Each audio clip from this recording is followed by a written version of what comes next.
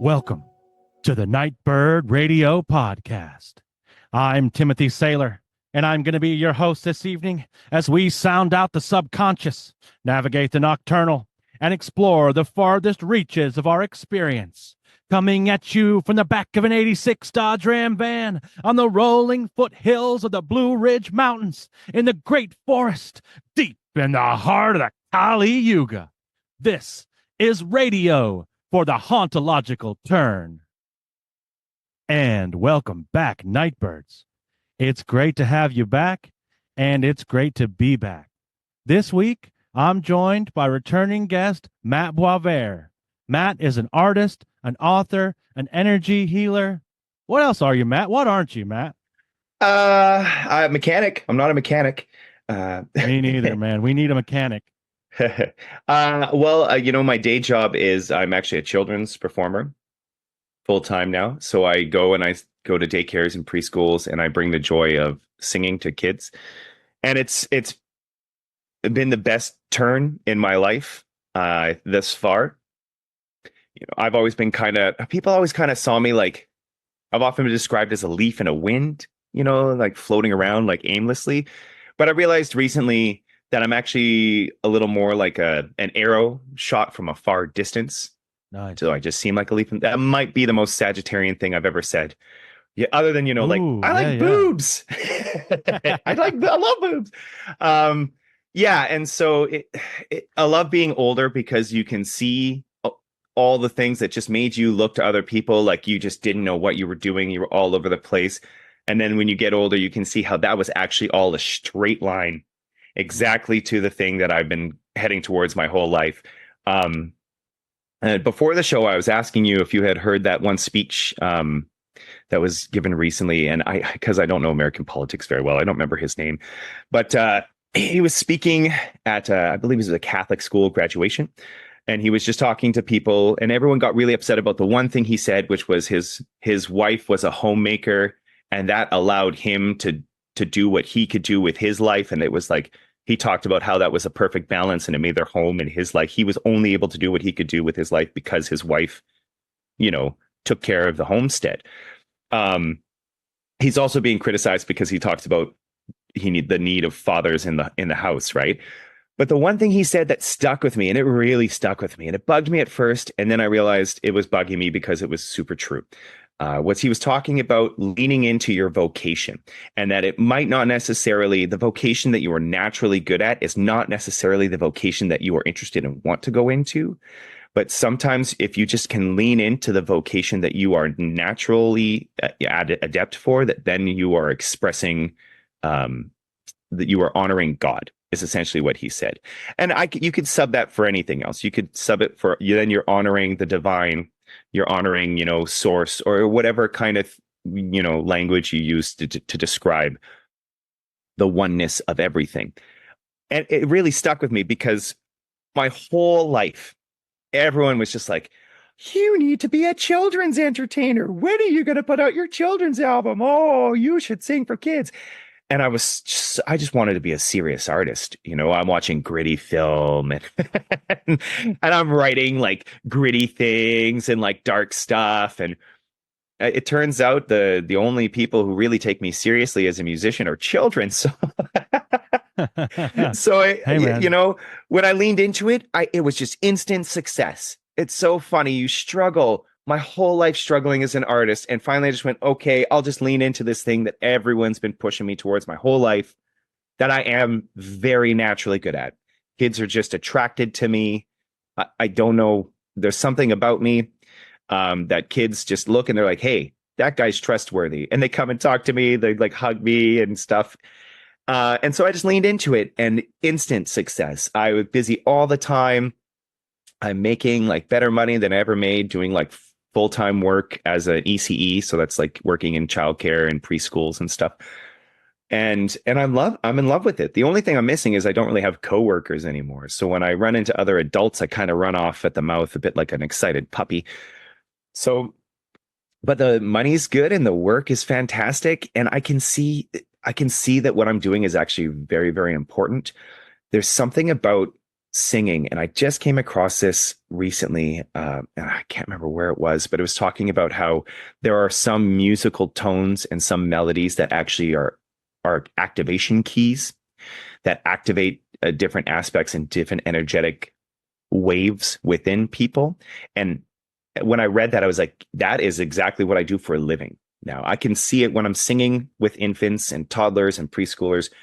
You can see this light suddenly click on in their eyes. And it's suddenly like there's a little fire behind the eyes that wasn't quite there before, a little twinkle.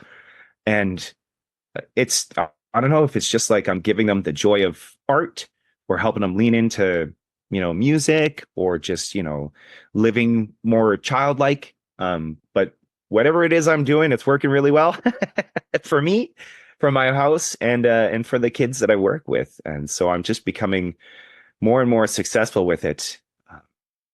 Yeah, and I kind of had a path come up recently where I had an opportunity to maybe take over the clinic where I work out of for my healing stuff. So where I do my Reiki and biofield tuning and meditation consultation. And I was really, really serious about it. I went through all the years of paperwork with that they had, and I went through everything. I was building trends of like income trends and assets, and I went through everything, and I went deep, deep, deep into it. And then finally, I just got to the point where I just couldn't tell. I didn't know what to do, and my wife was like, "I'm not sure either." So I just said to my guy, spirits, I was like, "All right, spirit team, like, give me a sign. Like, I'm not going to look at the paperwork for a few days. Just give me some sort of indication if this is the direction I should go." Well, the next 3 days, I got like what can only really be described, and this is really pretentious, but like a download. And I got 8 new Mr. Matt songs in 3 days, which is sometimes this happens to me a lot. And Mel and I have kind of pinpointed it astrologically for when I have Venus returns. Anytime I have a Venus return, I suddenly have this huge burst of creativity, and I'll often write like 3 full songs and record, like it'll just 3 finished songs will just pop out in a couple of days. And then I kind of have to wait for another download.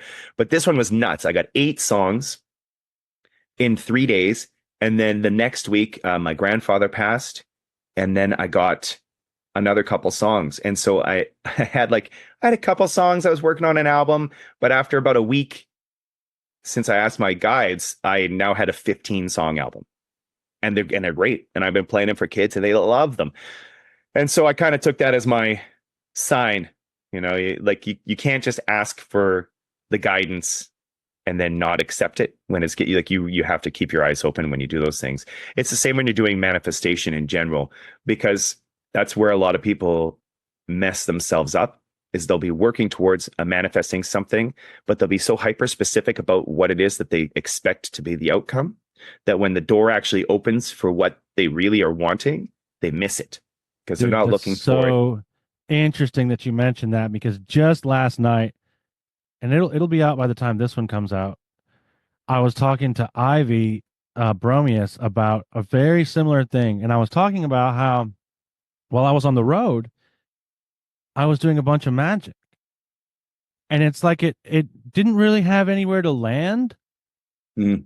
So I'm just kind of like it's bunged up almost, you know what I mean? Like there's like a pressure building. And then when I got home, it like had a massive went like magic dump.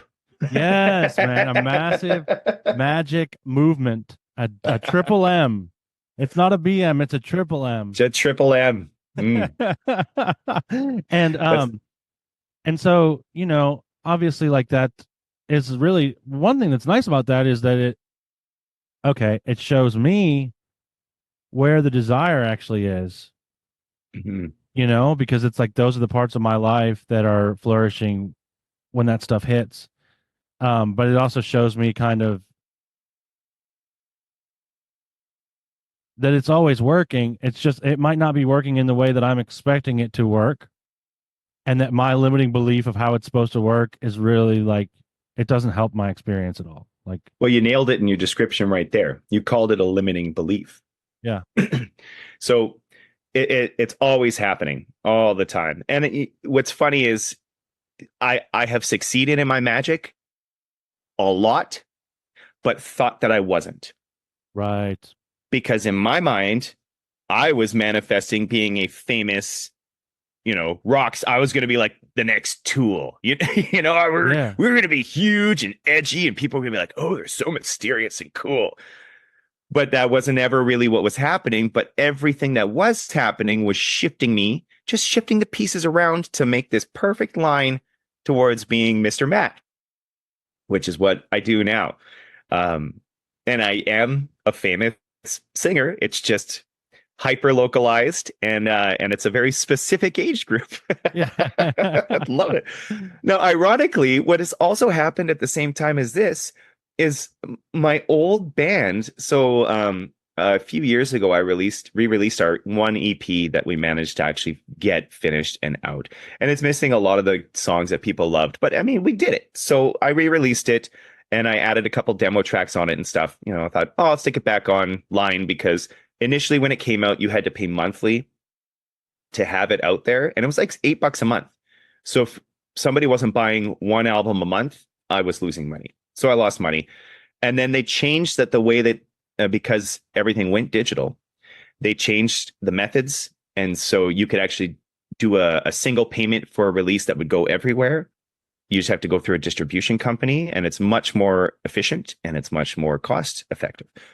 So I put it out there. I was like, cool, whatever. And, I don't really check it or anything. And then I have 2 solo albums, 3. What am I thinking? I have 3 solo albums out there now as well. And I get hit. Some people listen maybe a couple times. It's like, you've had 1 listener this week. And then I get stuff on the equations. And the equation's like, you have 300 listeners this month. And I was like, is this a mistake?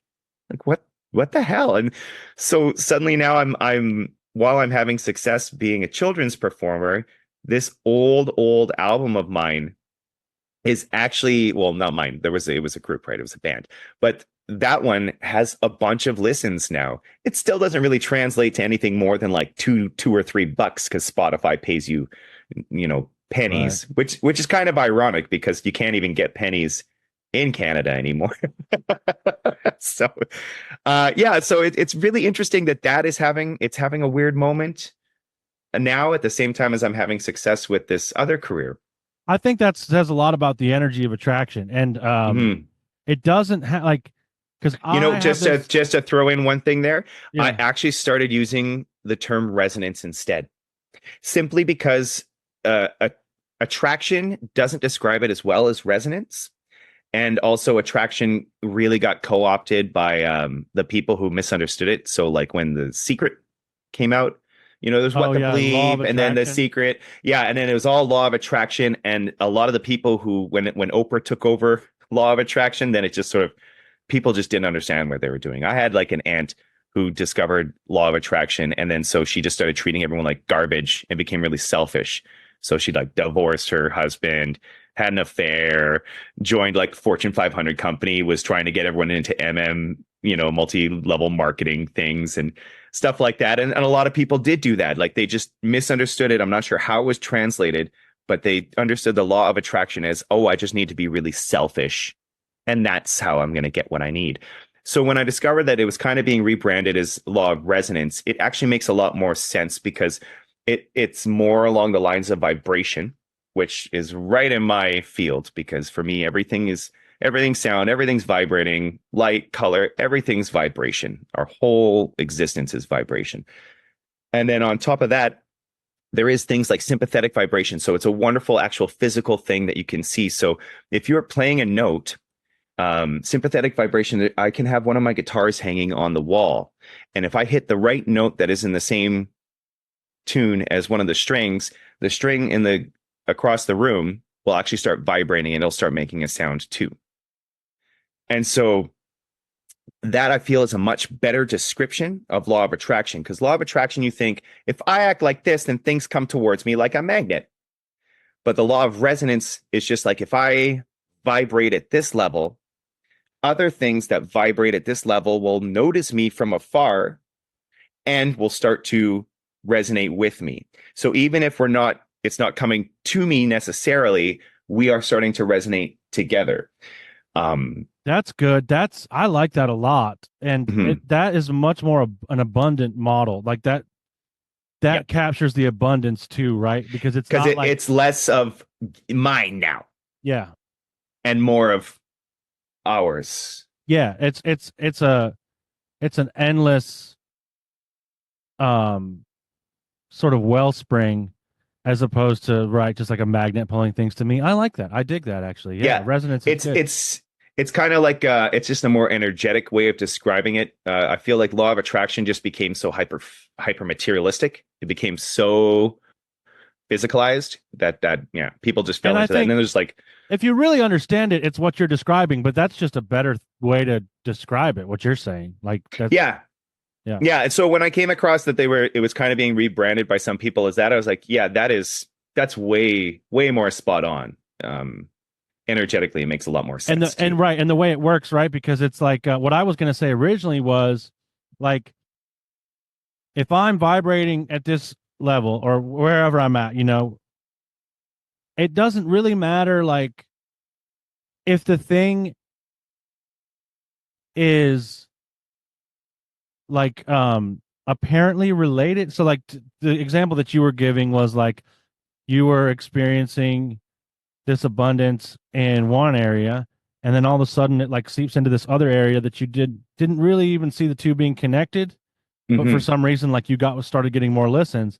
And it's like you resonated here and then these other places that don't seem to be outright connected, but if you're resonating the same, those things are going to like the abundance flows there too. Exactly. Does that make sense, Yeah, right? you're describing the string on the guitar hanging on the wall, Yeah. right? So I'm maybe not noticing. That's not what I'm expecting. I'm just doing something, but then suddenly that starts vibrating because it's responding to what's going on, but that's not really what I expected. So okay. Now I want to talk about sigil work just a little. Yeah, please. Because I mean, I haven't done a batch in a while, but I did a massive batch. I guess it would be like 2 years ago now. And so I was still in between. I had I ran a daycare with my parents for like 20 years and then they retired. And then I was kind of hopping around trying to find somewhere to work. For a little while I worked at a farm and I was running the tours. And then the lady gave me shit because I wasn't her literal words were, "You're not utilizing enough child labor. The kids are here and I have plants that need to go in the ground, so use them." And I was like, so I left. so, so I left that. And then I was just like, I had no idea where I was going to go or what I was going to do. I kind of ended up, I was subbing at this preschool. And so I was like, okay, well, here we go. But I decided to cast a big batch of sigils. And how I do my sigil work is I make a whole bunch of small cards on like cardstock and I'm like a ton. I just rip a whole bunch of paper and then I plop something in my headphones, either something relaxing or esoteric, something just makes my mind sort of shut off because that's a key to working with sigil work is you kind of want boredom. It's almost like remote viewing where you want to sort of have your brain stop thinking about what you're actually doing and not care. So you can kind of get out of that and move more into a different state. And then as I'm doing breath work and building up energy, I'm just ripping through and I just go sentence and I make a sentence, boil it down. And a lot of people take a long time to build theirs. That doesn't work super great for me. What works well for me is I have the sentence, I break it down, I break it down, I break it down. I have a symbol, I put the symbol on the card with a nice, ink. And then I slap it in the box with the rest. And I do like 20 or so. Now I always will throw in a robofish. I think that's a rune soup term. Where Yeah. that originally came from? Because damn, does that work well? And for any listeners who don't know what a robofish is when you're doing chaos magic work or sigil work, though you probably all do.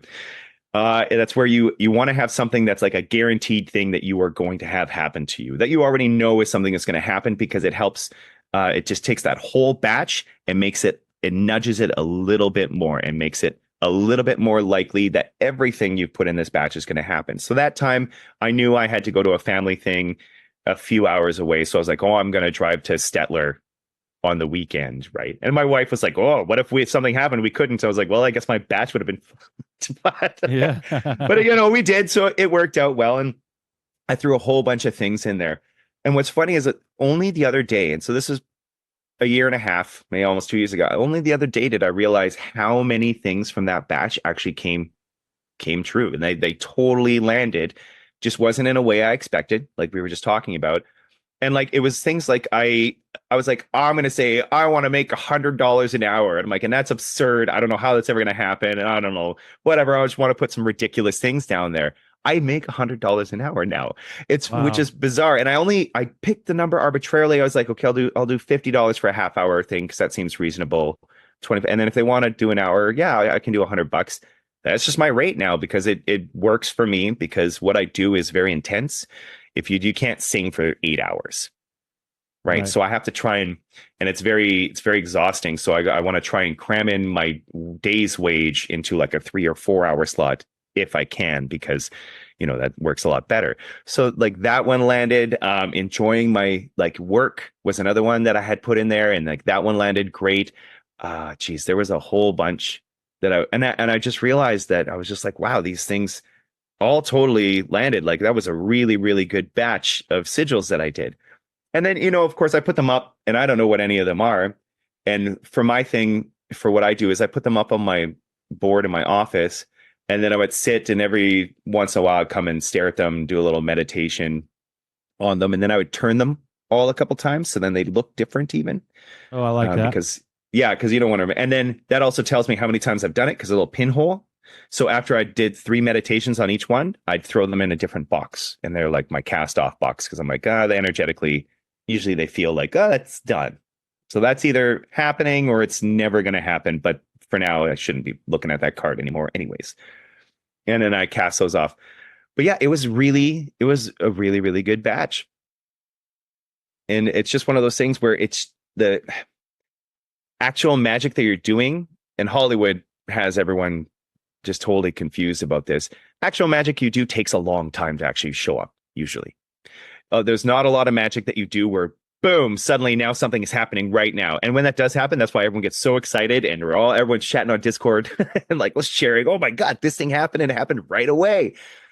Because most of the magic that we're doing, especially if we have any sort of grand things or we're thinking about our life or larger scale things, it takes time. And then what sucks is if we can't hold on to that in that time, then we can actually start to manifest things that go against it, right? So as that time period between casting and then the actual physical showing up of the magic that we're manifesting, we can fuck it up by suddenly being like, oh, this isn't happening, it's not happening, or blah, blah, blah. And then we start to fall into a different pattern of thinking, which actually starts to make what was coming to fruition disappear. So it can be really hard if you don't keep in mind that the things that you're working on are likely going to take time and are usually going to show up in a way you were not expecting them to show up. Yeah. Nice. That's good because I wanted to talk a little bit about the firing of sigils, and you covered that too. I was going to say, you talk about the robo fish. I've been experimenting with what I call a merit fish, and it is. I like that better because I kind of hate the whole where robo fish comes from. This is it's because it's not quite the same, right? So this is where you throw one in for someone else. Oh, I was just gonna. Okay, I'm so glad that you brought this up And because that was something I wanted to bring up too. Dedicate the merit from that to the whole launch of all the rest of them, so that the merit from that sigil kind of, and this is just something I'm experimenting with now. I think I've done it once. I got another batch coming. There's one in there I'm going to do.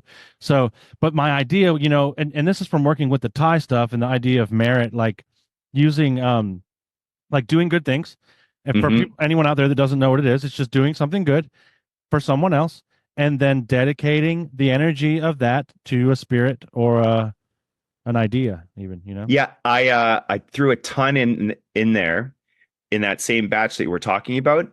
A bunch of them were not about me at all.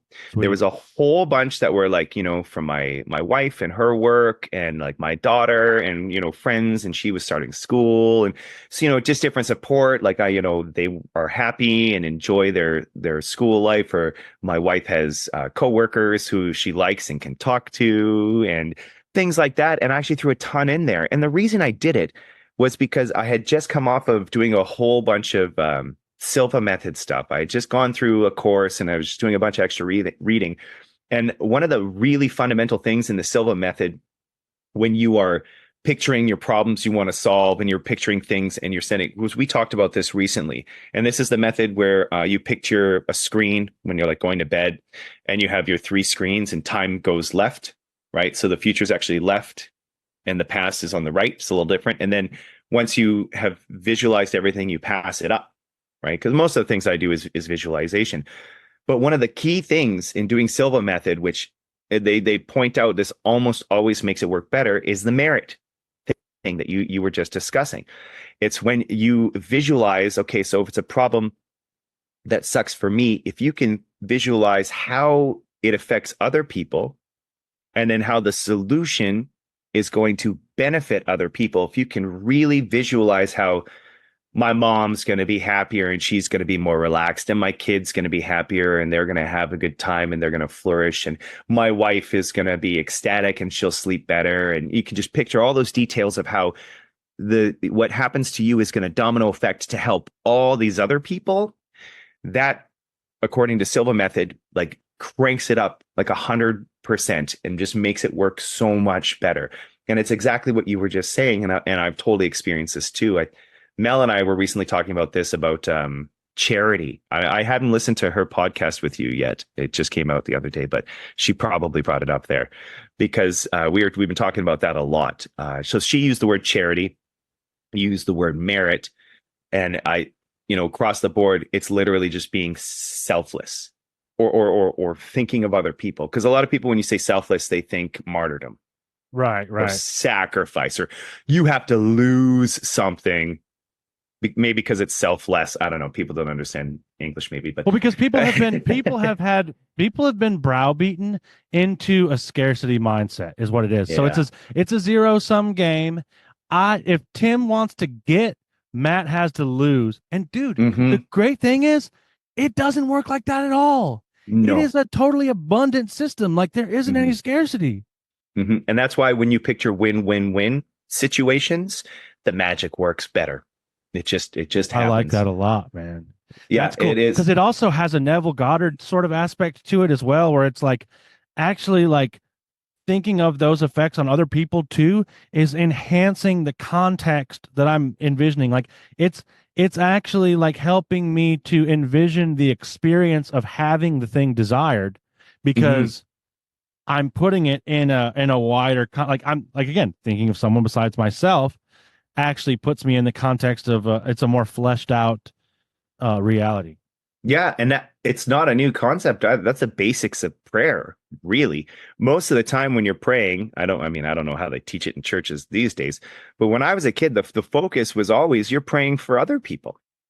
Most of the time. And when I would do my nightly prayers, the focus was always, you first I'm wishing good things. I'm praying for other people and praying for stuff like that. And then I always tack in a couple things for myself at the end. Also, hey, P.S. God, can you help me out with these stupid school bullies and make me happier? Bye. Yeah. And I'm a more useful member of the community when I'm, in that place anyway. So it does help. It helps. Everybody is. The myth of selfishness is just that. I think it's a myth. And people will scream, "Oh, there's selfish people everywhere, blah, blah, blah, blah." Yes, there are. But when an actual situation happens, any sort of, and I think we've discussed this before, if something bad actually happens, people don't all whip out a bunch of guns and form Walking Dead tribes in, a couple of hours, which is what Hollywood will have us believe will happen with any sort of bump in the road that's going to come up at all. An excessive gridlock, and that's it. Someone's walking around shooting Actually, that was this movie I saw as a kid with Michael Douglas. Falling Down. Yeah, that was a great movie. But then thinking back, it's like, that was propaganda, wasn't it? that was just trying to make me afraid of people in road rage. And it was very like, he was a white guy and he was kind of racist and stuff. So there was like layers to it. But, that's what they want you. They want you thinking that if anything ever happens at all, your community is going to become a bunch of wild dogs that are going to tear everyone apart. But has never been my experience with anything that's ever happened. You're in a mall and the lights go out because the power, and this happened to me, power goes out. People aren't running out with their groceries. People aren't freaking out. They're all sort of looking around and they're looking, are you okay? You know, they're looking at, is that old lady can't see because it's dark? Ma'am, are you okay? You know, the kids are scared. People, they naturally want to look after each other. It's a thing that happens, especially in emergency situations. So I don't know. I think that that you're spot on there. We are not only interconnected, but we're built to work for each other. And that's very important because we are a vastly interconnected species. Yeah. Yeah, that's why exile used to be considered a punishment worse than death. Yeah, and now that's what everyone does all the time. Right. I saw one of the saddest memes ever where someone was like, wow, social medias are great. I wish friends were real in real life. And it was a meme, but I was like, that's funny, but also incredibly heartbreaking. Yeah. Because that's I feel that sometimes. I'm like, I don't even understand why I have these social media things on there because no one interacts with me. I don't want to interact with any of the things on there. I mean, there's maybe a couple people who send me messages here and there, but it's not a real friendship. Everything about social media just makes you feel lonelier and more angry and kind of icky. So it's interesting because I actually have a different experience because I haven't been on it in so long. Oh. And I recently got back on it and I've like reconnected with a bunch of people. So it's actually been nice. But well, that's awesome. But what do you mean by social media there? Are you talking about Discord? Are you talking about Facebook? Are you talking about all of it? I'm on all of it. Oh, really? Well, yeah. I was off all of it for a long time. And I was like, why don't I feel like I exist? And it's kind of an interesting thing because it's part of also like something I've been learning about being around. It's like if it's just a matter of preference, right? If I prefer to be known, I've got to be around. If I don't want to be known, it's okay to not be around. But the problem comes in when there's a misalignment between my desire and my action. We just circled back around. Yeah, definitely. That's exactly right. Yeah. But I also the social media thing, I feel like maybe it was fortuitous for me not to be on it for so long because I don't have that point of view on it. You know what I mean? Yeah. Yeah. I did. That's why I got off of it originally. I was like, man, fuck this, you know? But yeah. Yeah, I guess for me, it's kind of just tool. Like a wasteland. It is a tool. I keep them around because every once in a while, someone contacts me. Do you know what's a wasteland? Right? Is MySpace. Dating apps. Well, that is too. Dating apps. Yeah. I really recommend, I just think you should just try and go out, get a hobby, take a class, meet people in real life. It works. It does. I know people have met people online and they're very happy and that's awesome. But we live in such a lonely, disconnected world. I highly recommend that if anyone's looking for a partner, you just step out of your comfort zone a little, try some new things, and you'll likely meet some more community. Resonance, man. Resonance. Again, resonance. So I was supposed to be on the show last week, right? But I built a fence. I was like, what are you, Robert Frost? That's what I said to Mel. I built a fence. Well, and the thing was our neighbors moved years ago, probably 6 or 7, honestly. And it went sold sight unseen to some guy who wants to just tear them down anyways. And so we kind of contacted, I left a couple notes. You know, the guy never got back to us. And we thought, well, if he's just going to tear it all down, I don't want to build a fence. And then he tears it down. And then now enough time's gone by. And I've met him a few times and I mentioned the fence and there was no interest. So this year we were just like, we're just building the fence. And it was actually really great because, I mean, it was exhausting. And my dad came out and helped me. But as we were working, it reminded me of something that I had been wanting to talk to you about on this show before, which is practical magic. So we don't realize that there are so many times on every single day in our day-to-day experience that we are actually doing magical, we are in magical states. We're moving into perfect states for performing magical things. We're just not realizing that that's what we can do that there, because we're just like, I am brushing my teeth now. This is what I do when I brush my teeth. Or, I am putting lotion on my body now because I have showered. That is a physical thing that I do. But all this stuff is habitual things. They're things that we're doing all the time. They're repetitive motions. We're usually in a disassociated state when we're doing them. And so they're actually prime for incorporating small bits of magic into your daily life that are going to keep going all the time. There's one sigil I cast every time I do the lotion, because Edmonton water is so hard. It like peels this layer off you, like this whole layer sheds off you when you're in the shower, that you have to lotion afterwards. And so when I have a sigil that I've been drawing, and it was one I started drawing when I was a kid, long before I ever knew what sigils were. I was in grade 4 and I just started drawing this thing. And I started drawing it in all my books, and I was drawing it all the time. And to this day, so I still have that, and I don't even remember what I cast it for. At this point, I can't really remember what I cast it for, but I know it's something good. It seems to be working. So I still do it every time I'm doing my lotion. I have my little things I do, 3 times sigil, and then squirt lotion, 3 times sigil, squirt, squirt. And it's finding those moments and bringing holiness back into them and incorporating some magic into them. So what made me think about this in particular was when I was building the fence with my dad. And anytime I've been doing renovations and stuff, and we've done a lot in our home, I don't think about it beforehand. We were talking about this a few days ago too. We were talking about spontaneity. For me, always the best magic I've ever done has been spontaneous, and it has to be, there's something physical related to it as well. And that might just be the way that I'm built, because as I did say, I am a Sag. and I am very physical and audio, I'm very AV. And I'm a Virgo rising. So repetition and pattern is also very, very key for me as well, especially in magical workings. Now, a lot of stuff that people would do, like grimoire work and a lot of Wicca and other magical things, I often couldn't get into them. And they don't really work for me. And I'm also really not interested. And I think that has to do with being raised Catholic.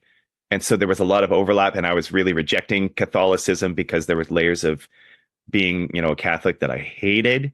And though there was tons of great info and magical info and basically everything Jesus said, I'm like, yeah, man, that's good stuff. The actual worship practice in the church, I had really bad experience with. And so when I started trying to do lots of other magical things, I just saw those patterns. So it didn't quite work for me. So I ended up, my magical practice is very more like John Constantine, where I just am kind of making it up. It happens spontaneously. And I just know now how to get my energy in the right place and how to put my energy into the thing that I'm doing. So when we're working on this fence, my dad's there helping me. So I have ancestor, like we already have, family energy into it, ancestor energy. We're literally putting up a wall, a protective wall. So we already have that layer going there. And everything we're doing is repetitive and patterns.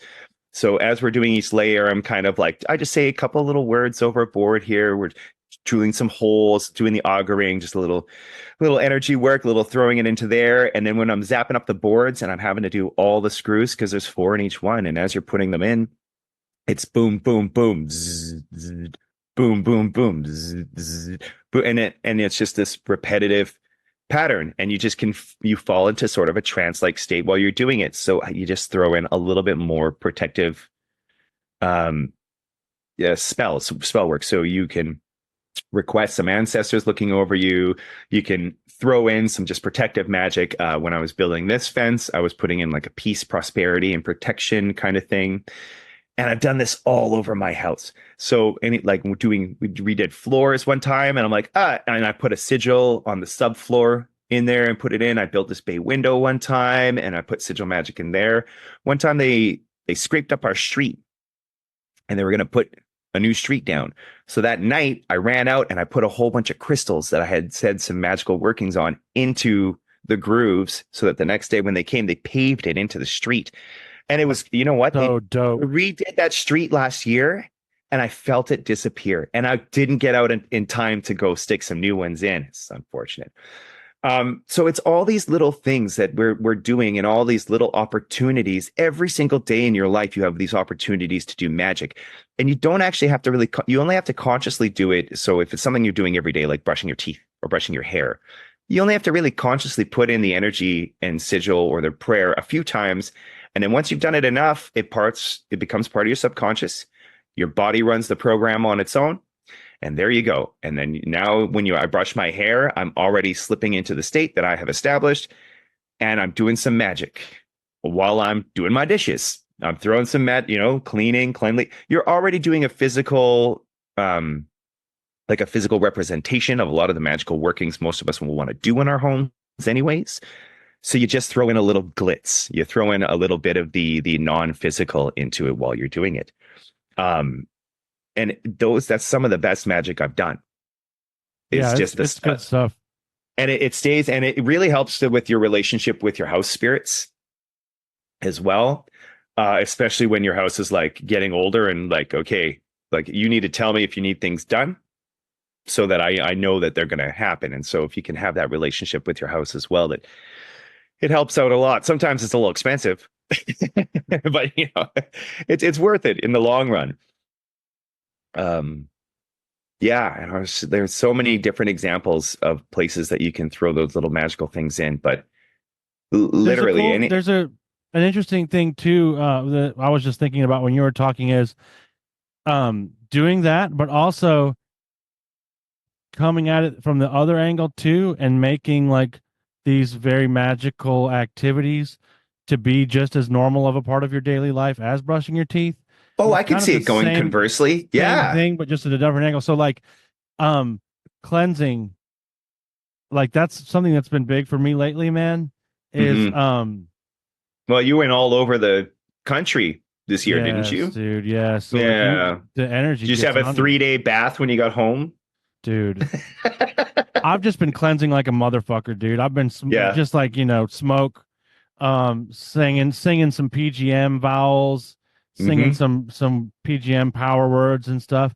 But also that's become just a daily hygienic practice, right? And if I'm doing magic, it really helps because those limiting beliefs and those like, this isn't going to fucking work, or this is bullshit, or like, I'm just having a shitty day. Those are spirits, man. Those are spirits. And like, I can banish them. And guess what? When I do that, they go away. It gets, dude, the other day I banished a rabbit hole. I was sucked into a rabbit hole. And it doesn't matter what the rabbit hole is. It was just information that I couldn't leave alone.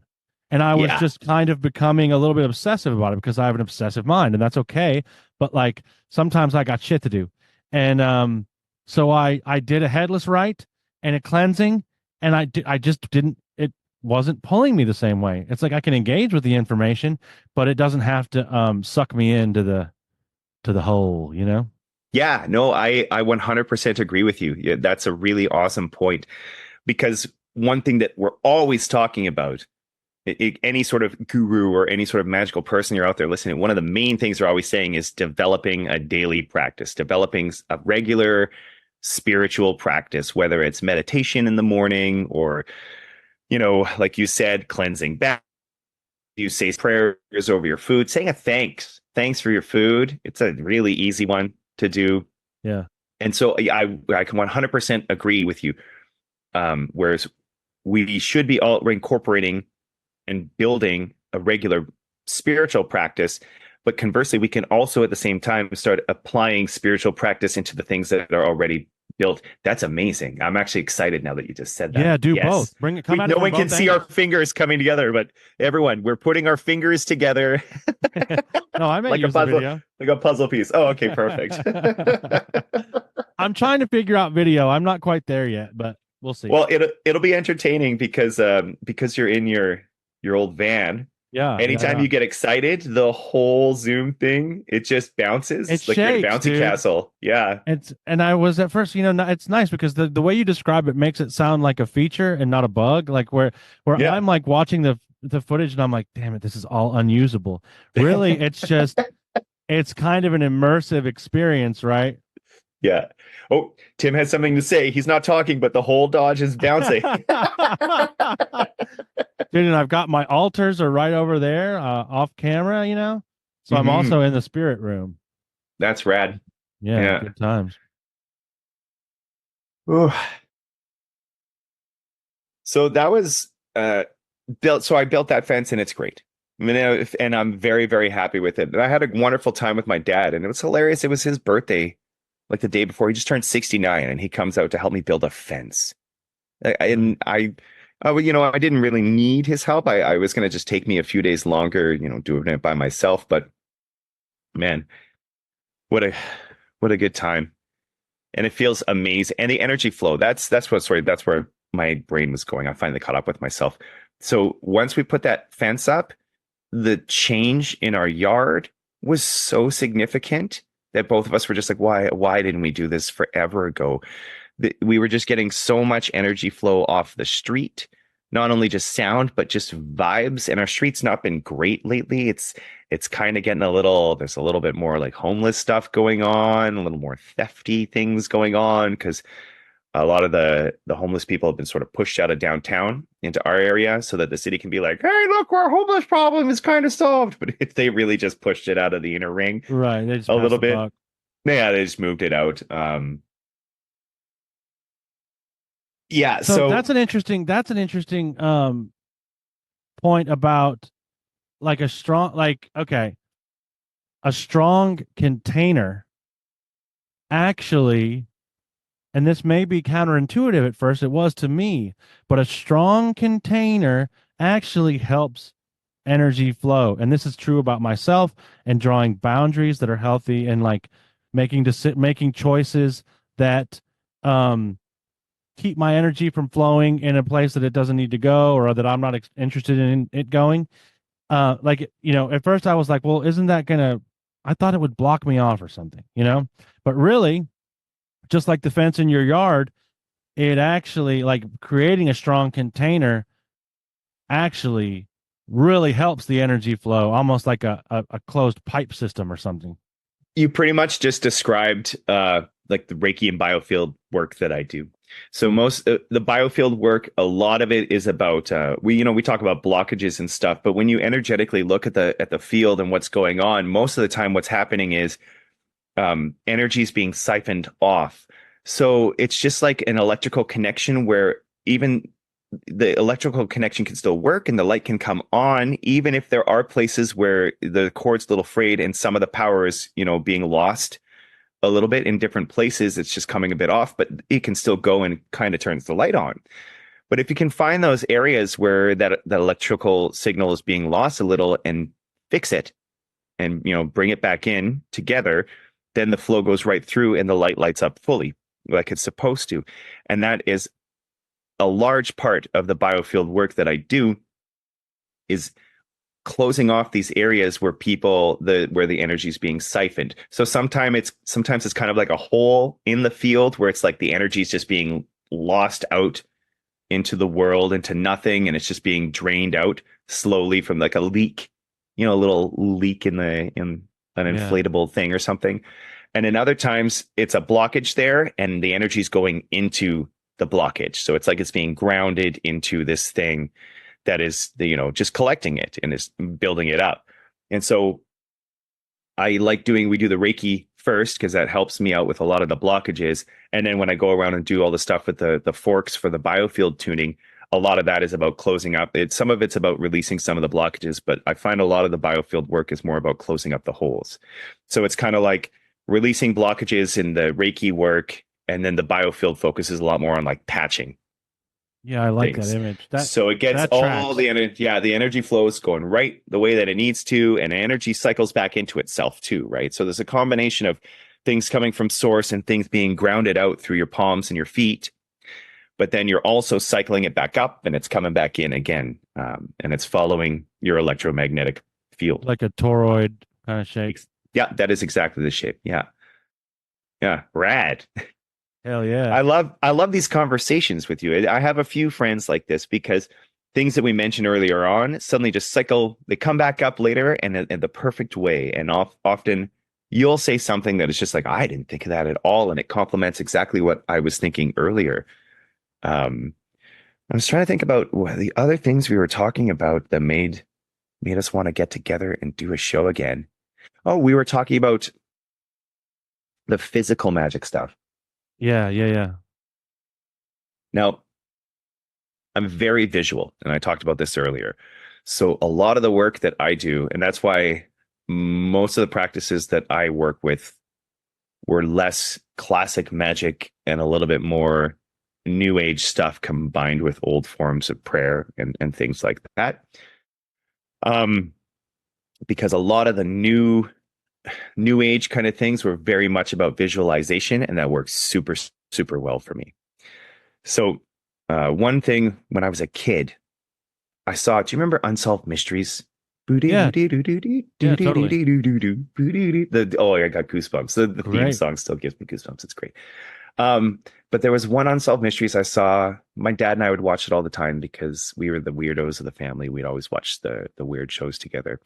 And there was one about this guy who had a brain tumor. They told him he was going to die in like 6 months or something. And pardon me.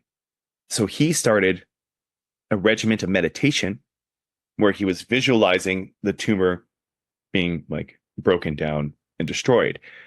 Now, I didn't realize at the time, because I didn't know much about chaos magic and the theories behind Gnosticism and stuff, but the guy he nailed it.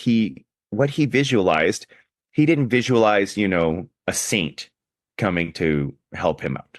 He didn't visualize, what would be another good example? Like, Raven spirit or any of the traditional stuff. He literally pictured multiple times a day, he pictured the Ghostbusters from the final scene of the first Ghostbusters crossing the streams. Nice. And shooting his tumor.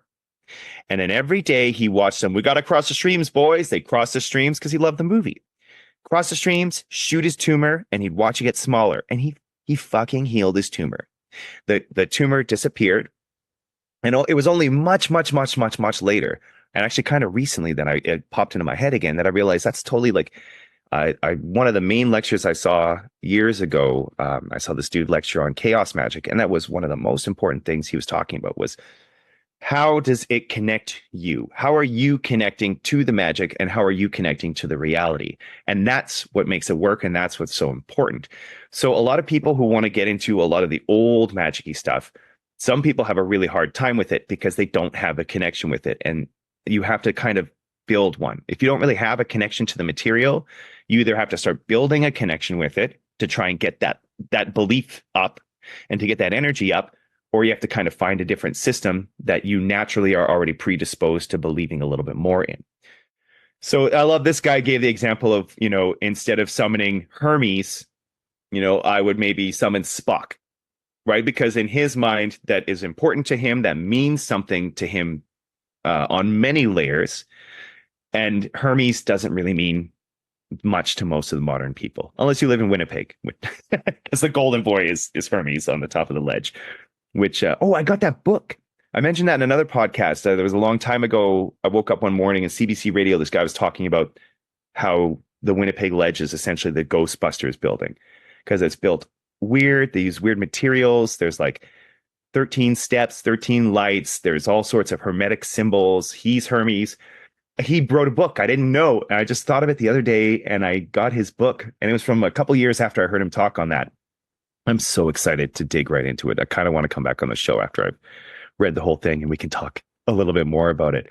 Book club. But yeah, it's amazing. And it's really neat, and it's full of pictures too, which is awesome. And he's just a historian and hoo-ha buff. So yeah. But anyways, so we're talking about your relationship with things being very, very important to how you connect to the magic. And that actually will change your success rate a lot. And so we were talking about this technique that I have developed that I hate, but also I have to love it kind of too, because it works. Because it works. It works, and it works really, really well. And it's frustrating because it works so well. And it's only frustrating purely because of what the method is. And so for the listeners, what kind of happened was I was definitely thinking about this Ghostbusters guy, that was all in my head, and, how we interconnect with things and how magic works. And one time I was heading to work in my car, and I already was establishing, we were talking about practical magic here. In my car, I had to drive 2 freeways every day, and I had already established a meditative sort of practice in the car, to the point where now I don't even need to have the music on anymore. If I'm in the car and I'm on the freeway, I move right into my heart center. Like the breathing just happens. It's quite awesome. I still kind of yell at dumb drivers sometimes, but it's not as bad as it once was. But I'm driving to work, and I think I was getting a cold was what it was. I'm almost certain that it was because I work with kids, so that happens a lot. And I was just like, man, I need to go into my settings. Like I need to go into my body, and I need to just, tweak things.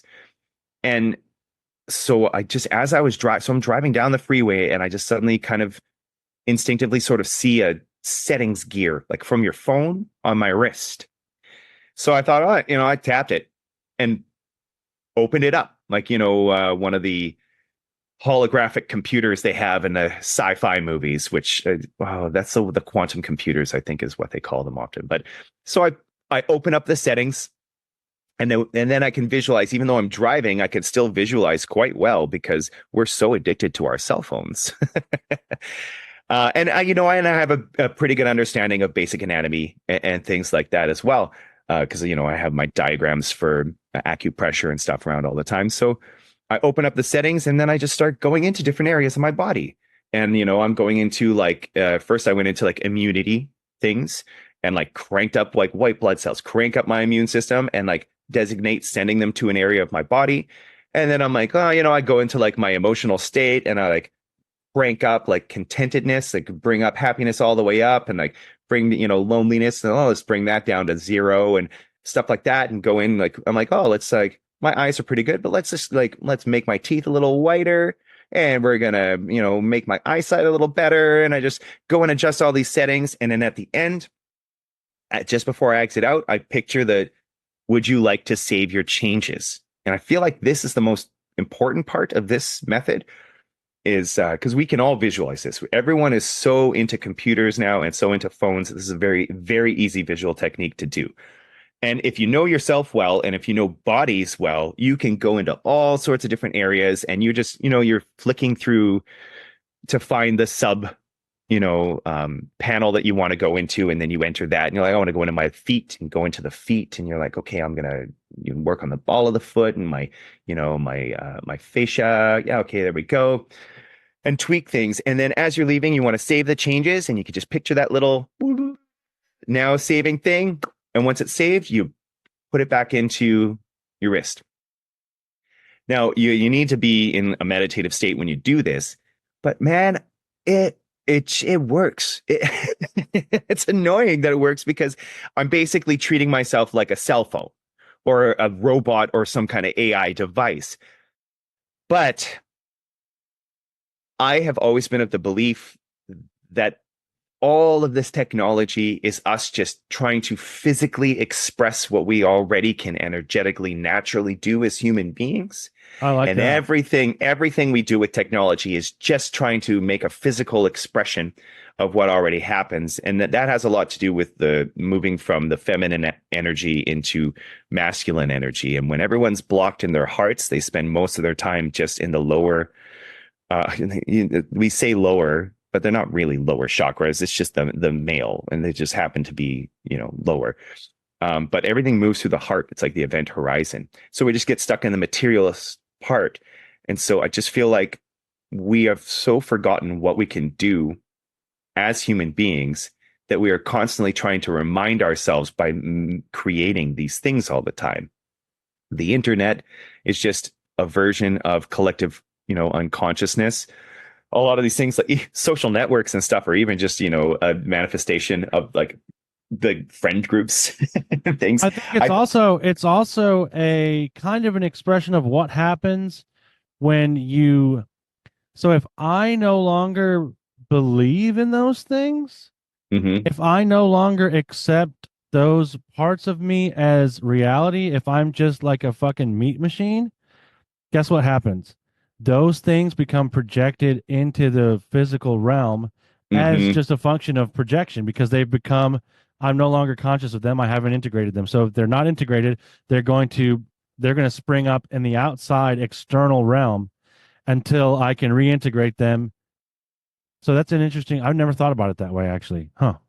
I'll have to think Yeah, right. Should we just pause here and just have a long? We're gonna have 1 minute of silence while Tim thinks, and I can tell you the van is shaking. a minute of silence for our machine overlords. So I highly recommend you try that technique out. You may be resistant to anyone who is kind of like not digging the culture that exists around phones and computers. I don't blame you. That's why I also was even after I made it and it worked, and I used it again and it worked. It still kind of felt like adultery almost, like cheating on my own beliefs. If that makes sense, Yeah, I mean, because the thing is, it's like if this is already, and this is kind of what I first thought of when you were talking to me about this, is when we were chatting about it before, if it's already part of my programming, I can't deny the fact that I've been programmed mhm. this way. For the better or for worse, it's there. And so I might as well hijack it. Yes, that you 100%, 100%. No, I'm that's spot on, sorry. Tim. Yeah, that's 100%. I did it again. I love it. I say it so much I can't even stop. 100%. It's true. What you say is true. I'm Like going to say because 100% again. it's like comes back to the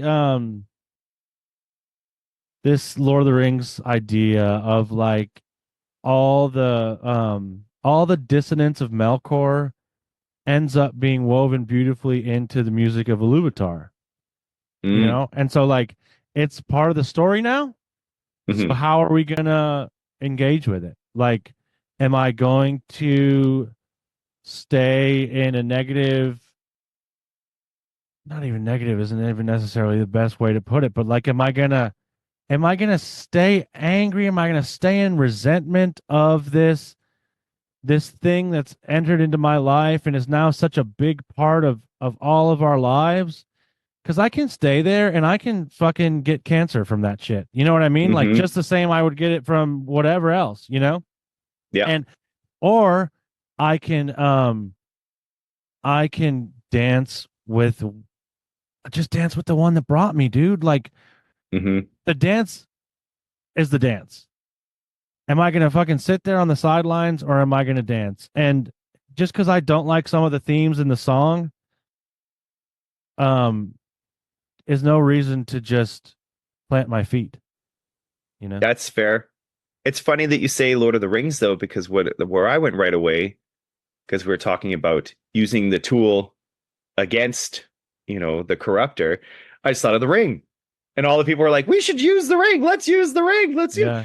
But then they just throw it in the volcano. And I was like, so is Tim saying I should throw my phone in the volcano or I should put the ring on? So that's interesting, right? Yeah. The tool of the enemy. Yeah. But is it really a tool of the enemy? Or is it just like Well, we discussed okay. earlier, us just trying to remind ourselves we can do these things We're gonna already? nerd out Yeah. even deeper because what the elf lords did was so they had rings that were like definitely like the technology was inspired by Sauron and like he taught Hmm. them how to do it, but the elven rings were independent to a larger extent than the rings of the dwarves, the rings of men, who I believe were just like straight up built by Sauron. And so they were able to hold out for longer. And so Yeah. those actually like it was inevitable that their power would fade when the ring was destroyed. But for the time that the one ring was around, those Hmm. rings actually, like Gandalf had the Kindler, the Ring of Fire, and he used it to kindle the hearts of those who would fight, for the light. And then the rest of the rings, the elven rings, were used to preserve the elven realms, to Hmm. keep those shards of elfiness like um kind of flourishing while while the power of Sauron was around. So that's a good example there, right? Like, Yeah, yeah, there we go. maybe And don't so don't we use the one ring, but like if you got an elven ring, shit. uh, use it. So like you can have an iPhone. No, I'm just kidding. Yeah, but that's a wonderful point. And yet again, we discover that everything is just Lord of the Rings. So everyone just go read it Lord of the Rings. it really is though. It is. And when you get into the stories of him writing it and how things came to him and the things that he was doing as he was working on it, I don't know. It's pretty incredible. All the people who just say, he's writing about World War II. Oh, man. He's There's so many layers to it. I remember at one point when I was listening to uh was it Greg Braden, Bruce Lipton? It's that oof. Yeah, right. That sort of group of people, and they were talking about this being the fifth epoch of man, essentially. So that like or we're moving into the fifth age is what they saying moving into the fifth epoch. And suddenly all I could think of, I was like, well, hang on a second. In Middle Earth, that was the third age, and they were moving into the age of man, which was the fourth age. And then I'm like, so I was just like, is this a reference to Lord of the Rings?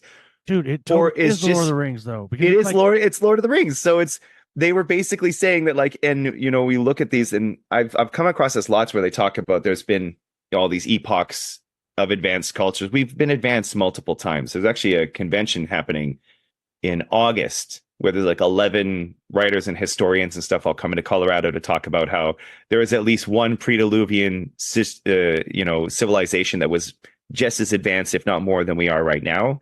And there's a, a plethora of evidence about it, but it's just because we have such an accepted version of history, it's really difficult to get anything new in there, yeah. especially when it contradicts or um, rubs certain agendas or certain beliefs the wrong way. Yeah, there's we actually I just talked about this on a episode I recorded with Kurt Huggins and Reverend Janglebones. There's not only do people's careers kind of like revolve around their research and upholding the status quo, but then you also have like the Smithsonian, who is like, Oh, yes. that's like they just seem to be around so that you won't believe in giants, They're like I don't know. yeah. I was just gonna say, yeah, they're kind of just they're like the trash disposal, isn't that what it is? Like the trash They're compactor. the room at the end of Indiana Jones. Oh yeah, actually that's the analogy. It Yeah, is. it's It the room totally at the end is. of Indiana And Jones. then they display the artifacts that uphold the official narrative Hmm. while hiding and possibly exploiting the ones that don't. And to me, this fits into my model of the ziggurat, but we don't have to go into that. I was gonna say, you know, they could easily use that information to get people to buy in climate change. If you really want people to buy into climate change, why don't you just show them evidence that, like, hey, there was a whole big civilization of giants, but they killed themselves because of climate change, guys. And then people be Yeah. like, oh, fuck, well, we better pull our shit together. Yeah, Uh, it's just there's not it doesn't seem like there's a lot of thought that goes into mhm. like this, and which is like I don't know. That's another reason why I'm like I gotta I tend to I've scaled back um my Archon thinking a lot because I do think I'm giving them way too much power and credit Yeah, and saying they are responsible for fucking everything. You know what I I had mean? that realization years ago, and it was when George W. Bush came to protest or came to speak in Edmonton, and then everyone was protesting. And we went to film it because we were doing like this. We were like part of the zeitgeist movement, which totally was just another, propaganda. Anyways, and then so we were doing like evolution solution. We were making these videos, and we're talking about George W. Bush, yeah. And then I realized I had this little kind of editorial that I gave after, because just watching it, I realized this is why he sold out. Like I started thinking about activism completely differently, because I realized that activism is literally, you are putting energy into the thing that you hate. You're giving it more power, and Okay. you're making it stronger. So we And are then, going to talk about the ziggurat, because this is okay. my idea of the ziggurat is, And so I thought the best thing you could do is literally ignore it and yeah, turn away you from have it. to And starve then it.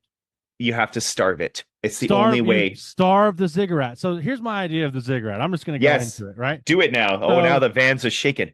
yeah, the vans are shaking. The van's shaking. We're Oh, it's cooking going to with be gas. a good one. We're cooking with gas, baby. So the ziggurat it's a simple idea, because it's one point that everyone can look at. If I can get everyone to look at one point, it doesn't matter what their opinion on it is, as long as they are feeding me energy. So so whatever's on top of the ziggurat, maybe half of the people fucking hate it and half of the people love it. And the people that hate it love to hate it. And the people that Mm-hmm. love it love to love it. And there's a whole bunch of energy built up into this system of whatever's on top of this thing. And like I Mm-hmm. said, I'm being vague because it doesn't matter what it is. As It's just the long as focal point. it's the focal point, and Yeah. it can be something like it works for both sides. So if one side hates it and one side loves it, that's great. But if you switch it, it works the same way. That's why Mm-hmm. it seems like it's like, okay, why is this information coming out now? Because it's all just it's energy, and this isn't a new concept, right? Like, but where it comes to what's helpful for me to look at it this way is that it is a magic system, right? So Mm-hmm. that energy that's being pulled into the ziggurat is then used for further narrative control. So Mm-hmm. it's being used for to concretize the imperial narrative of like, and this feeds into the Smithsonian conversation, because they use the artifacts that support the official narrative, and there's something going on there magically where you display that in a museum and say this is officially what happened, and that energy is cycling back, so it gets fed from all sides by anger, love, disgust, hate, whatever. Well, all those things you're talking about are essentially forms of mass meditation. Yeah, It's a totally. group emoting. Yeah. Yeah, And that and and it feeds it.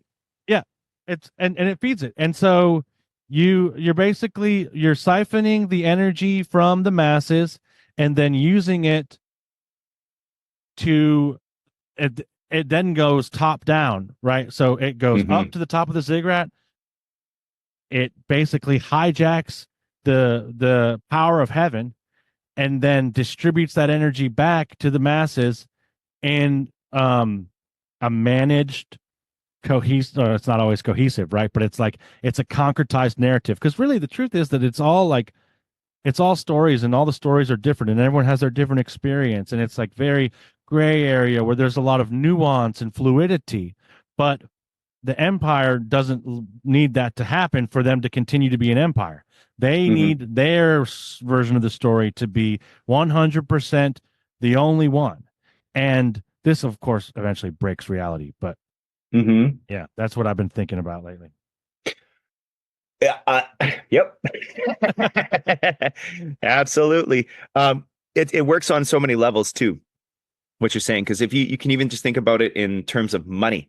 Yeah. So hating money and loving money gives money only has power. It only exists because we collectively as a species have agreed that it's worth something. That's the whole thing about the fiat currency, right?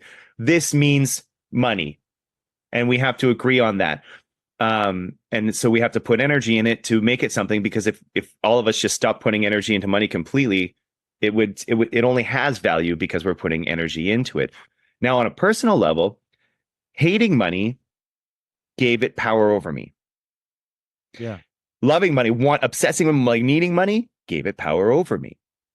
And I was only ever really able to get over my money issues because it just seemed like I was eternally stuck in debt, making bad money choices and getting screwed. Like I just always felt like every time I made a choice towards my art or anything and I wanted to invest in something, it was always a bad choice and blah, blah, blah. And those are all in my head, and that's just giving it more and more power. So the thing I ended up having to do was I had to never think, can we afford this anymore? And it sounds like that makes it sound like I just started spending money everywhere, but I just stopped having that conversation in my head. It was like, if this is something that I'm going to get right now, okay, I'm just going to get it. I'm never going to think, can we afford this? I'm never going to think anything about that anymore. Groceries, I stopped looking at the price of groceries. I bought what I felt was healthy, and I just bought it, and then I paid for it. And I honestly don't look at the price a lot of the time when I go. Yeah. And now it's been years now, and I'm so free from all that stupid money stuff. And the only way I could ever get over it was I had to ignore it.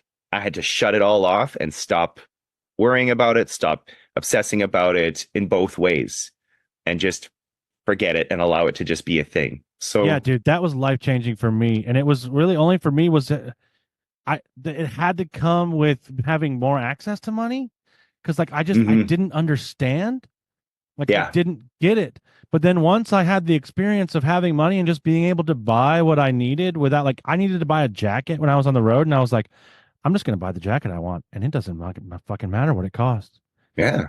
And that unlocked it for me. And now it's like, I'm not even necessarily still there in terms of the physical amount of money in my bank account, but the attitude is still able to be there. And therefore, I'm bringing that energy to it. Yeah. And then we've come back to resonance again. Yes. Because it's the same thing, right? So I was always resonating money issues, good, bad money issues, problems with money, things with money. We need money, money. And then when I was finally just like, it doesn't matter, it stopped mattering to the point where I just don't have money problems at all anymore. So this is interesting because this is why this feeds into the ziggurat conversation. And this is kind of what I want to get across with that is that so if I'm giving energy to it, even if I'm like, we got to fight the system, that is giving energy to it. It's like you're talking about like hating money did the same thing. Well, like if like hating Trump or hating Biden, dude, it doesn't matter because you're giving the same energy to the ziggurat. Like they're taking it and they're going to use it. They don't. When you were describing the ziggurat, that was money and that's it. And our political systems were the two things that popped into my mind right away. Because when you were describing that, it sounded like you were describing the American political system. It is the American political system. Canada's not much better. We throw in a couple like generic choices like Le Politicien and Politician Green. And then, but you're still basically voting between two. So the interesting thing, oddly, I was just going to say one thing I realized the other day is, did you know Canada's the opposite is from the States? So here, red means liberal. That's true. That's true. We also have very strange chips, but I just meant like red here means left, and blue means right. Yeah, that's an interesting. I think that's kind of important, right? Because it shows weird the perspective thing. So like the what I was going to say is the interesting idea about one focal point is that it doesn't matter what point of view you look at it from. If you're looking at that focal point, you're all looking at the same spot. So there's 300. You're staring into the sun. Yeah, there's 360 degrees on that political graph. You know, where it's like the political axis or whatever.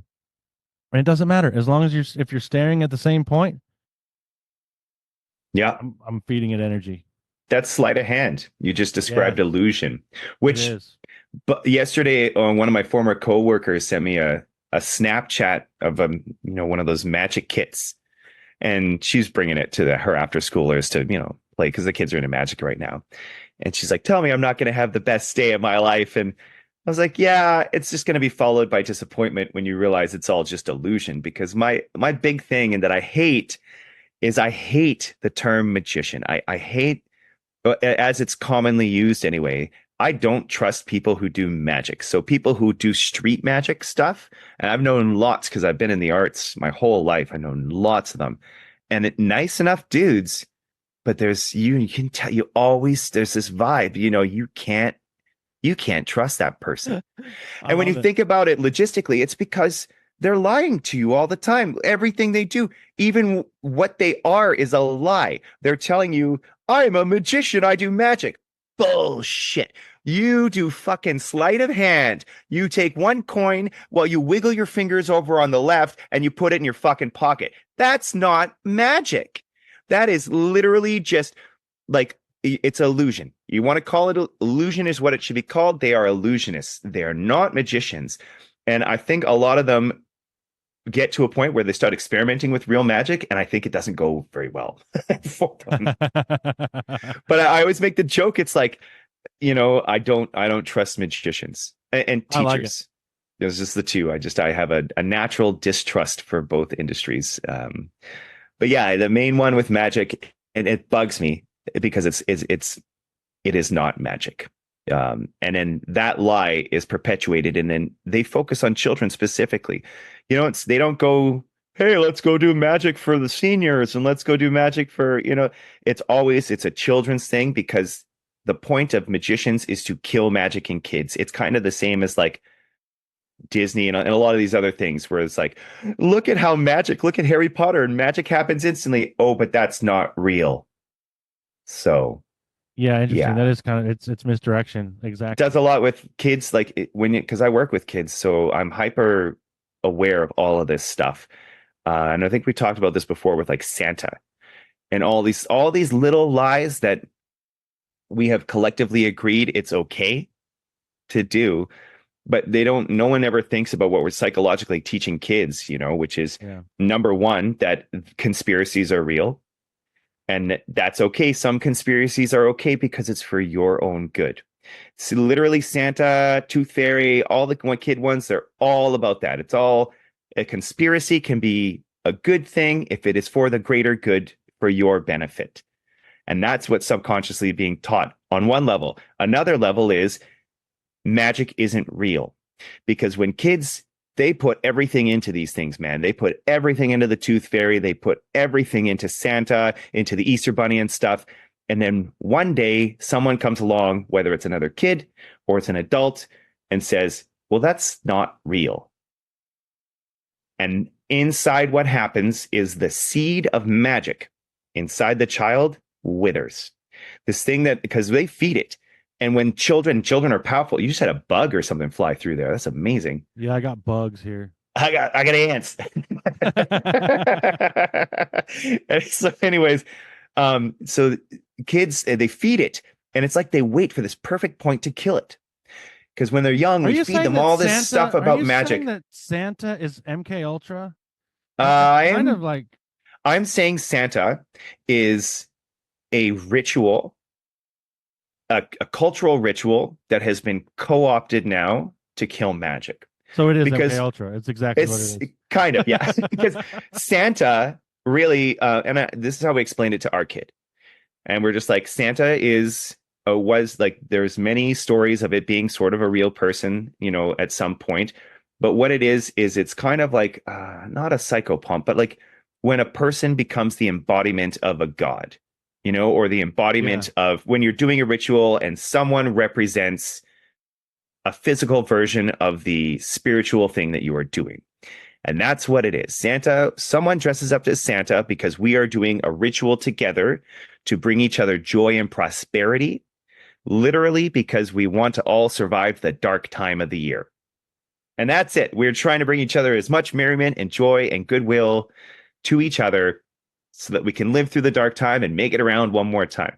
And the visualization, the person who embodies Santa, they're the person who embodies Santa for the ritual that year. It's not a real person. But when the person has a suit on, they are Santa. They kind of are Santa, because that's how it works. Yeah. Right. So we've been very upfront with our kid about it. And she's been great. And she's awesome. She doesn't go blab it to other kids or anything. She just has a very different understanding of what's going on. And she just accepts it. It was hard because I wasn't quite sure I was going to deal with it, because I've always had this opinion from working with kids for so long about these things because I've seen it happen. I've seen the magic in a child wither away and go from a sapling to basically back down to a seed again. Because unlike actual plants, the seed doesn't die, but it can wither But and you also, bloom. what's cool is that what you're doing now is like the way you described it is you're watching that fire come alive. I'm What you're purposefully doing going around to do it now. Yeah. yeah. And I don't have to do it. There's no agenda. I'm not singing songs about magic and hating the politicians or anything like that. You know, Yeah. I'm literally we're doing classic songs, and Right. what I mean, you're not what I'm twerking on doing the is I'm devil. no, I don't. I should be. You know, if I was, I might be like on Spotify or have my own Disney show by now. But uh, no, we just sing lots of traditional songs and then some songs that are right, and it's just about having fun and being goofy, and it's about being in a place together and sharing that space. Now, the way that I do, Mr. Matt, it is formulaic because I've discussed this before. I'm like Virgo rising, so I do need some sort of regularity to I need because of my Sag aspect, I need things to be different. Right. So it was very hard to find a good job that was actually going to fit for me for a long period of time because I need variety, but as a Virgo, I also need things to be the same. Contradictory? Fuck you. So kids always worked really well, and now it's especially better because I am doing a similar sort of thing, but I'll change songs up. But it has we start the same way, and the kids love it because kids like repetition. They like knowing what's coming, but also knowing there's going to be a surprise. And that's always been the key to working with kids is you can't just give them one thing. One thing doesn't work. What you want to try and do is you want to try and give them something that makes them feel as part of a community, but at the same time makes them stand out a bit. So they want to have things that their friends also have, and that's the same as they're the same and they belong with their friends, but also they need to stand apart a little too. So they want to know what's coming because that's safety and familiarity and also helps them feel smarter and everything. But they want a little surprise. There has to be something. So, when I do Mr. Matt, I usually come in and we do our warm-ups and we warm up our bodies and then we warm up our voices. Oh, we do a little warm-ups and then we sing a hello song. It's always the same song, but I always change it up a little bit, so it's like hello, hello. And normally it's like, can you clap your hands? But I'll say, can your lips do this? And they'll just make up stupid things. And the kids are all like, it's something weird today. And then we always end on like a similar sort of note. So the whole performance does kind of have sort of a ritualistic aspect. But I mean, I also just described a TV show. Or any sort of regular occurring thing that someone would go and watch. Church is the same way. There's there's the things that happen in the beginning, the opening ceremony. Then we do these things. Then there's some stuff that'll be surprising and we might not know what's quite going to happen. And then we all end it the same way. And all rituals kind of go like that, where it's like you have your established, we form this circle together. We open everything up. Then we do our thing and there's things we know are going to happen, things that are surprising. And then we close it all off and then we can all grow and from what we've learned from that ritual or session or whatever it is. It's interesting to actually think about that formula and how much that applies to everything out there. Now I've always known that media was propaganda always on some level, TV shows and stuff, especially because that's native ads and propaganda that you don't realize is because you think, it's just someone expressing their artistic whims, but there's usually something underneath it. And to think about TV shows essentially being rituals is very, very interesting because they do always. The fact that there's commercials in them, it's like you just blew my mind a little bit more. Yeah, man, you're inserting it. You're putting someone into a ritual place, and then you're inserting. And this is a repeat of something I talked about on one we just recorded, and so the listeners will hear it. But, dude, I'm inserting into the ritual space like that. You need to buy my chicken nuggets. Yeah, so you'll be hot and have a girlfriend. Yeah, right. Yeah, yeah, exactly. and then whatever else is in the TV And show. I think that breaks reality too. I think that's the reason for like Mandela effect and stuff. And I also think I it's going to agree. contribute to the downfall of it all. Obviously, like Well, eventually. that's a problem. That's why there's this loss of control in the season of reveal going on right now, is because they don't have people mass meditating essentially and participating in mass rituals at the same time.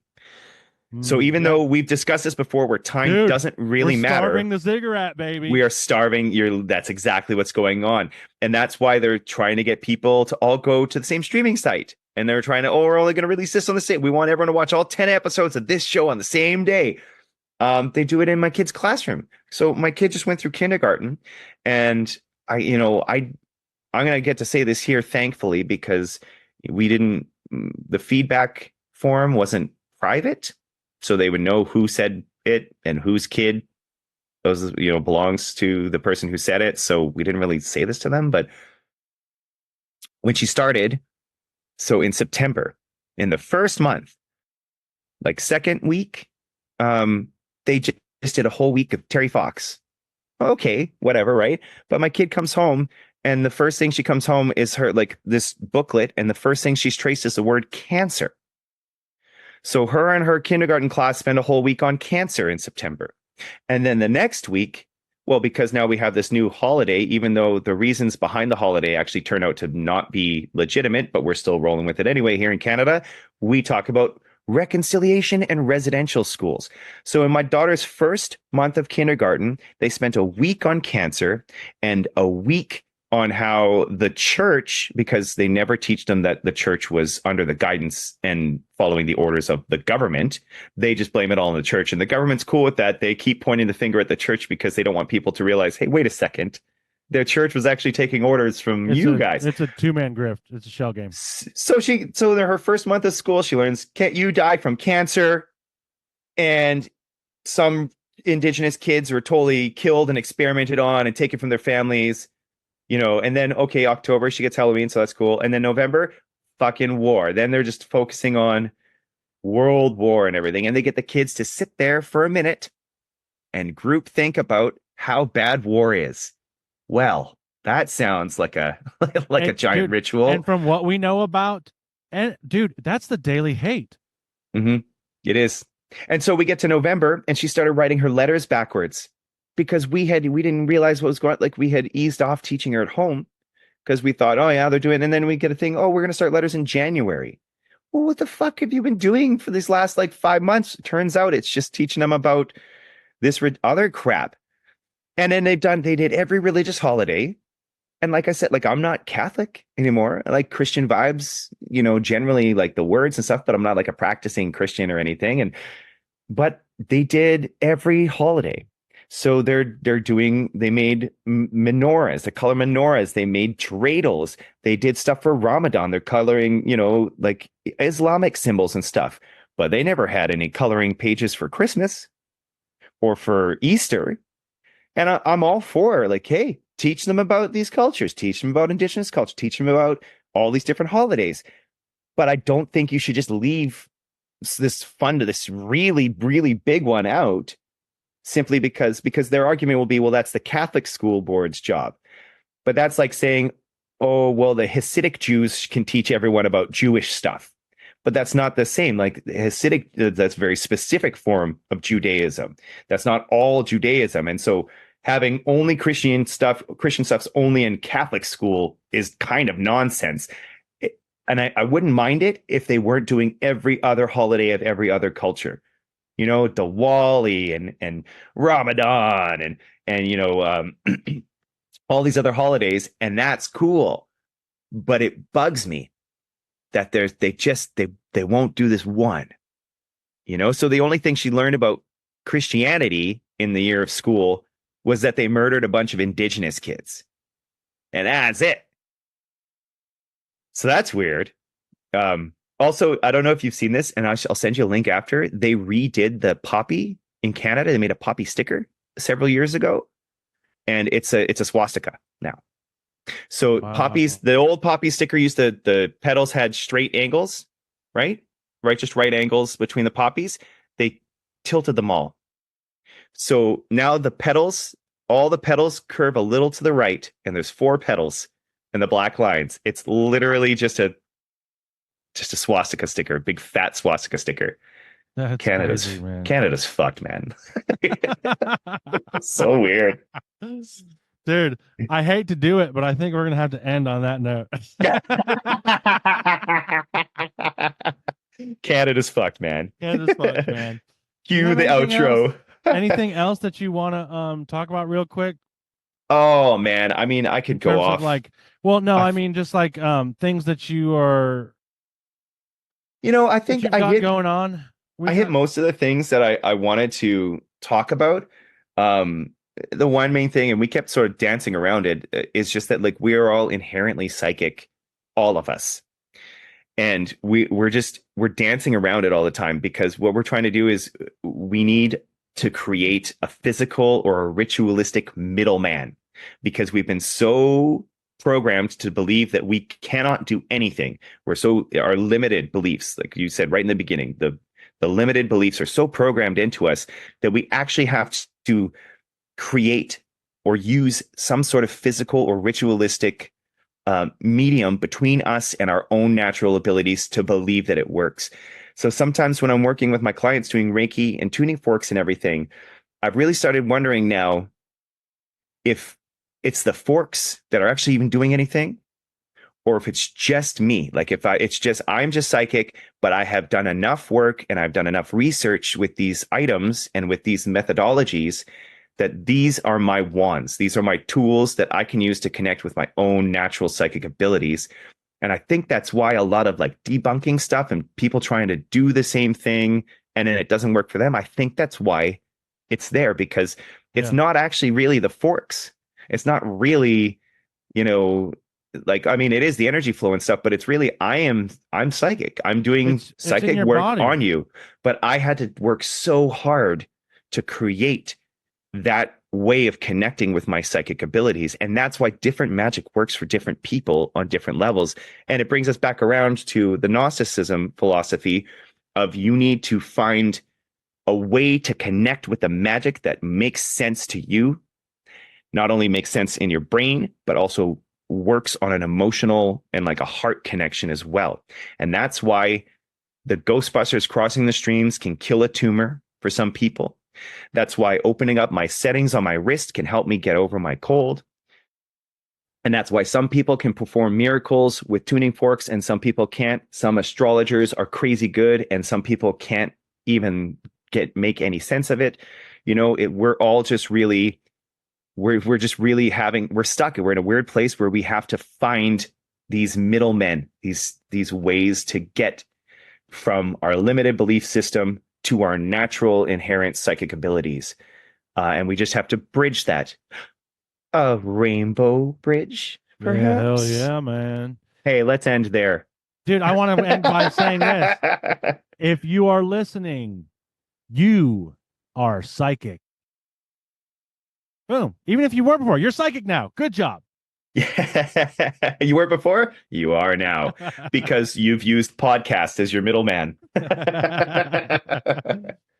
We have just sanctioned it, so it's okay. Yes. Thanks for having me on the show, Tim. Dude, thank you so much for coming on. I always have a blast talking to you. Yeah. Next time, clipisode.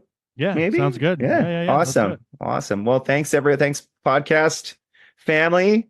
Yeah. I'll hope you guys enjoyed the show and we'll chat more in the fall. Thanks for listening, everybody. Do you experience weird shit? Do your parents not like to tell their friends about what you do in the woods? Do you make more friends in a graveyard than you do at a party populated by living humans? Do you have interactions with beings that are not strictly considered human? Do other people look at you like you're crazy when you mention talking to trees in casual conversation? If you fist pumped or even just answered yes to any of these questions, you may be a night bird. So let's sing together.